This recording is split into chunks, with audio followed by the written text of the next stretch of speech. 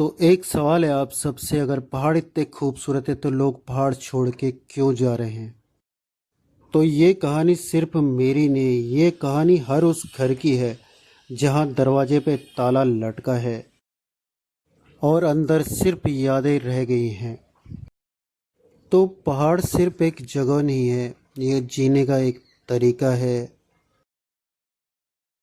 यहाँ शादियों में डीजे नहीं, ढोल दमाऊ बजता है। पहाड़ी संस्कृति में भले ही पैसा कम हो सकता है, लेकिन प्यार और आदर कभी कम नहीं होता। और यहाँ अतिथि देवो भव की परंपरा पूरे दिल से निभाई जाती है, अतिथियों का भरपूर सम्मान किया जाता है। तो ऐसा है मेरा पहाड़। और एक चीज़ जो धीरे धीरे ख़त्म हो रही है वो है हमारी बोली। तो भाई बहनों, हमें अपनी बोली को बचाने के लिए प्रयास करने होंगे। हमें अपनी पीढ़ी तक अपनी बोली को पहुंचाना होगा। तो आप लोगों से निवेदन है कि अपने बच्चों को अपनी भाषा, अपनी बोली ज़रूर सिखाएं और अपने कल्चर को सिखाएं और उनको अग्रेसित करें, ताकि आने वाले समय में वो अपने बच्चों को सिखाएं, उनको अग्रेसित करें। क्योंकि हमारी बोली भाषा, हमारा कल्चर ही हमारी पहचान है। बचपन में पता हम क्या बोलते थे? कंच है, क्या हाल छिन, सब बढ़िया, क्या कन्नू। और आज हम बोलते हैं ब्रो, व्हाट्सअप। शर्म आती है लोगों को अपनी बोली बोलने में, पर भूल जाते हैं कि बिना बोली के पहचान भी अधूरी होती है। इसलिए अपनी बोली भाषा को आगे बढ़ाओ, अपनी संस्कृति को आगे बढ़ाओ। पहाड़ का सबसे बड़ा दर्द पता क्या है? पलायन। यही पहाड़ का आज की डेट में सबसे बड़ा दर्द है। लोग मजबूर हैं अपने घर से दूर जाने के लिए, और इस पलायन की वजह से आधे से ज़्यादा पहाड़ खाली हो चुका है। और पलायन क्यों हुआ? क्योंकि यहाँ रोजगार नहीं है, रोजगार के यहाँ सीमित साधन है। तो रोजगार की तलाश में लोग बाहर गए हैं, क्योंकि उन्हें अपना भविष्य भी देखना है। यहाँ स्कूल बहुत दूर दूर हैं, बच्चे बहुत दूर दूर स्कूल में पढ़ने जाते हैं और बहुत ज़्यादा उनको परेशानियों का सामना करना पड़ता है। तो ये भी एक समस्या है पलायन की। हॉस्पिटल नहीं है, और है भी तो बहुत दूर दूर है। लोगों को बहुत सारी स्वास्थ्य समस्याओं का सामना करना पड़ता है। इसलिए मजबूरी में लोग अपना घर छोड़ रहे हैं, पलायन करने पे मजबूर हैं। एक माँ रोज़ दरवाजे की तरफ देखती है कि शायद उसका बेटा वापस आ जाए, पर बेटा शहर में बिजी है और घर खाली पड़ा है। और अगर आपको पहाड़ी लाइफ इजी लगती है तो एक दिन के लिए आप भी आइए और जी के दिखाइए कि पहाड़ में कैसे जिया जाता है। सुबह सुबह उठना, वो भी 5 बजे, 1 किलोमीटर दूर पानी के लिए जाना, फिर वहाँ से पानी लाना। और फिर लोग बोलते हैं कि पहाड़ी लोग स्ट्रांग होते हैं। तो भाई, जब सुबह उठेंगे, इतनी मेहनत करेंगे, तो पहाड़ी लोग स्ट्रांग तो बनेंगे ही। जिम की ज़रूरत नहीं होती, पहाड़ ही जिम होता है। और भले ही नेटवर्क कम आता है, लेकिन नेचर फुल स्पीड में चलता है। तो ये है पहाड़ की खासियत। और भले ही पहाड़ में ज़िंदगी इतनी तेज़ नहीं होती, लेकिन असली होती है। यहाँ लोग स्टेटस नहीं देखते, यहाँ लोग इंसान देखते हैं कि वो इंसान कैसा है। तो यहाँ स्टेटस से कोई मतलब ही नहीं होता। ये होते हैं पहाड़ी लोग।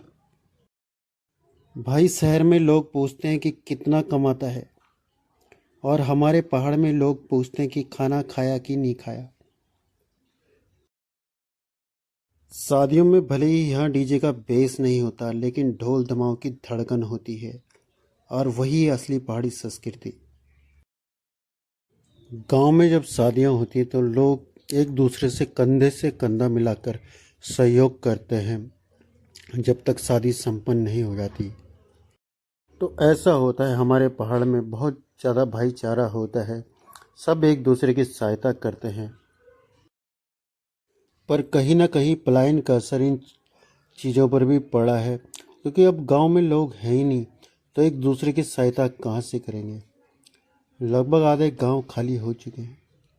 तो हम चाहते हैं कि हमारी वही पुरानी धरोहर, हमारी बोली भाषा, हमारी संस्कृति वापस आए और हम गर्व से कह सकें कि हम एक पहाड़ी हैं। हमें पहाड़ पर गर्व है, हमें हमें अपनी बोली भाषा पर गर्व है। और स्कूलों में भी आजकल इंग्लिश ही सिखाई जा रही है और घर में माँ की बोली ख़त्म हो रही है। और जिस दिन बच्चा अपनी माँ से अपनी बोली में बात करना भूल जाएगा ना, तो उस दिन आप समझ लेना कि हमने अपनी पहचान खो दी है।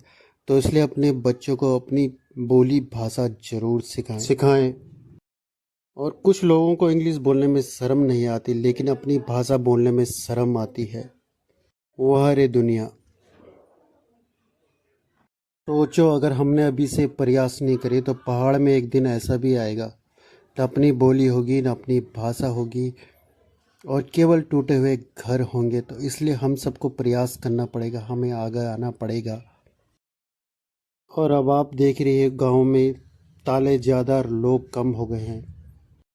तो अभी भी वक्त है, आप लोग समझ जाओ, अपने पौराणिक घरों को बचाओ, कभी कभी अपने घर आओ, अपनी धरोहर को बचाओ, क्योंकि अब सब कुछ आपके हाथ में है, हमारे हाथ में है, और हमें इसके लिए प्रयास करने ही पड़ेंगे।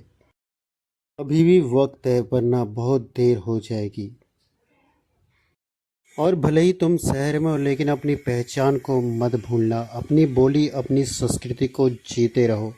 अपनी संस्कृति, अपनी बोली को आगे बढ़ाते रहो। आपका ये प्रयास भी आगे जाकर बहुत ज़्यादा काम आएगा।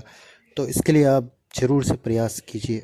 तो भले ही हर कोई पहाड़ वापस नहीं आ सकता, लेकिन पहाड़ को अपने अंदर जिंदा जरूर रख सकता है। क्योंकि पहाड़ सिर्फ एक जगह नहीं होती है, पहाड़ एक एहसास होता है। और शहर भले ही रोटी देता, लेकिन सुकून पहाड़ ही देता है। पहाड़ छोड़ना आसान है, पर भूलना मुश्किल है। और जड़ से जुड़ा इंसान ही असली स्ट्रांग होता है। जहाँ जन्म हुआ वही सबसे बड़ा सच होता है।